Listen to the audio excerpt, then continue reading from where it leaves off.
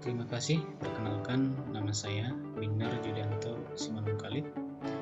Berikut akan saya coba menjelaskan sedikit mengenai dampak alih fungsi lahan pertanian menjadi kawasan permukiman di Kecamatan Tarutung, Kabupaten Tapanuli Utara. Pada umumnya, alih fungsi lahan itu terjadi akibat adanya perubahan penggunaan lahan dari bentuk penggunaan dari awal, yaitu dari pertanian misalnya ke non pertanian dalam hal berikut, yaitu kawasan permukiman, di mana seiring dengan berjalannya waktu adanya persaingan dalam penempatan lahan itu berakibat dari kebutuhan manusia itu sendiri, di mana kebutuhan manusia itu sendiri timbul akibat seiring bertambahnya jumlah penduduk. Nah, otomatis dari pertambahan jumlah penduduk akan mengakibatkan akan bertambahnya permukiman.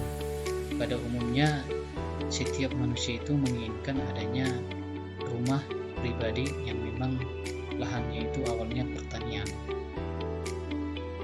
Jadi dari akibat kebutuhan itu sendiri akan timbul suatu akibatnya, yaitu faktor-faktor yang mempengaruhi alih fungsi lahan itu sendiri, dimana di sini saya coba angkat itu yang pertama, yang pasti produktivitas pertanian itu akan menurun gitu.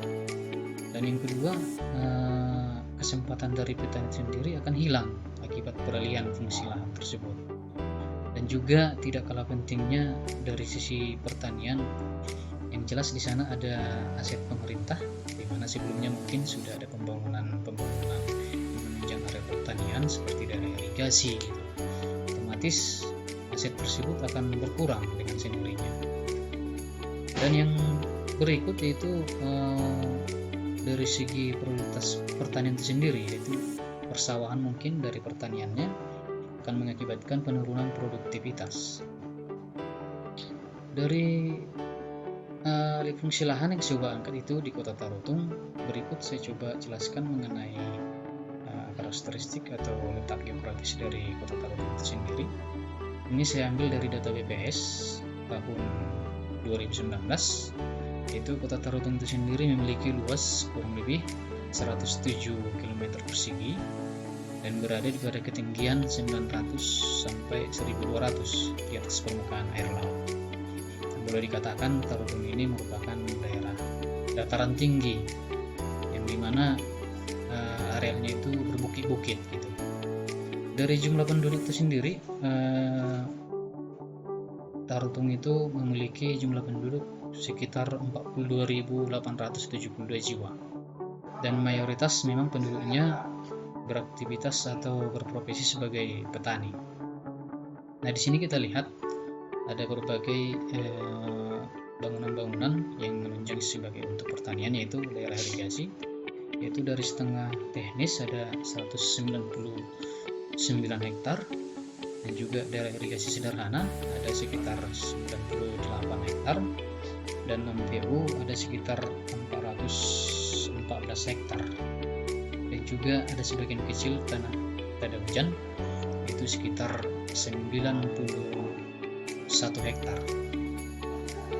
Dari kondisi alih fungsi lahan di Kota Tarutung, di sini kita lihat ada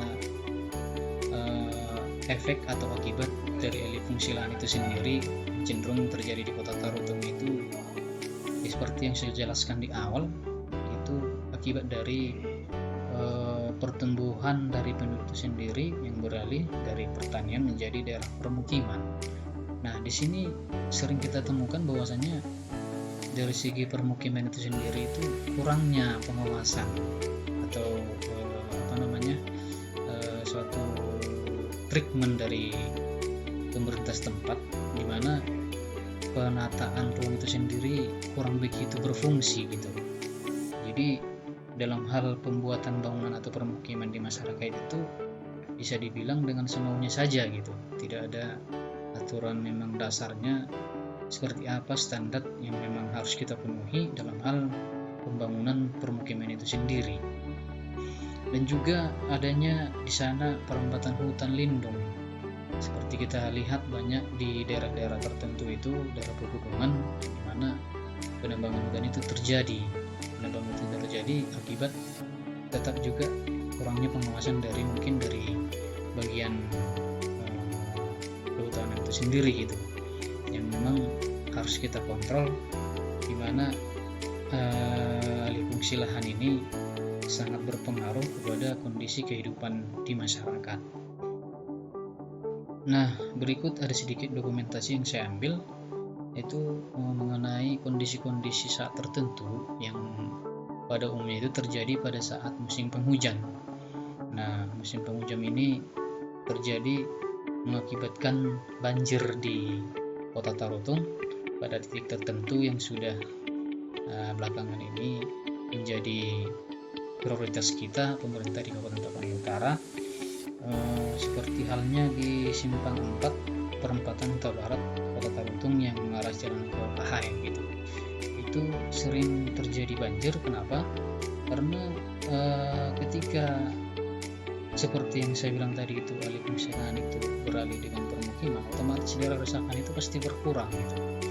Dimana hutan juga ditebang dengan sembarangan atau liar gitu, otomatis aliran dari air hujan itu sendiri dengan langsungnya dengan begitu cepatnya mengalir ke daerah-daerah tertentu atau saluran-saluran tertentu yang memang tidak mampu lagi menampung debit airnya, sehingga mengakibatkan itu tadi banjir di berbagai titik di daerah Kota Tarutung.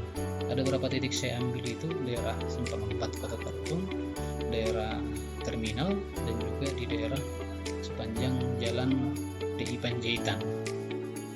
Itu yang paling sering terjadi banjir akibat peralihan fungsi lahan dari area pertanian tadi ke daerah permukiman yang seyogianya diawasi dengan aturan-aturan tertentu yang sudah ditentukan oleh pemerintah. Nah, di sini saya coba angkat strategi penanganan alih fungsi lahan tersebut. Yang pertama, yang jelas kita harus menerapkan atau memperkuat dari sistem RT RW-nya, tata ruangnya itu sendiri bagaimana, di mana daerah pertanian itu yang sudah kita tentukan di daerah mana saja, terus daerah-daerah pengembangan atau permukiman itu daerah-daerah saja, di mana saja. Ini yang perlu kita tegas di sana gitu dari segi pengawasannya. Jadi tata letak bangunan itu dengan tidak sembarangan kita mengasih izin, harus sesuai dengan aturan yang sudah kita terapkan untuk beberapa tahun ke depan itu, bahwasanya permukiman itu di mana yang seharusnya kita kasih izin atau beri izin untuk dibangun di daerah tersebut. Nah, di daerah Tarutung itu sendiri ada beberapa kecamatan yang memang penyangga Kota Tarutung sendiri yang kedepannya direncanakan sebagai pengembangan untuk daerah permukiman. Itu ada Atas Barita, ada daerah Sipoholon, ada kecamatan Depoteng, dan juga ada kecamatan Paejulu. Nah, itu langsung berbatasan dengan wilayah Kota Tarutung. Ya, di sana nanti menjadi penyangga atau pengembangan daerah permukiman. Dan yang tidak kalah pentingnya yaitu saya beranggapan perda untuk lahan pertanian sangat perlu gitu, yaitu seperti yang sudah dilakukan oleh daerah lain yang memang sudah berhasil dalam penanganannya, yaitu di daerah Jawa. Detailnya sih saya kurang begitu dapat datanya sebenarnya, cuman ada saya baca itu di berbagai artikel atau berita-berita yang sudah dimuat di media online, bahwasanya perda untuk lahan pertanian pangan yang berkelanjutan gitu. Nah, di sini tujuannya yaitu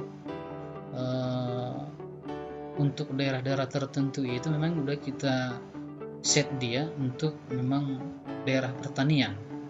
Nah, tujuannya apa? Di sini nanti bertujuan untuk ketahanan pangan yang berkelanjutan gitu.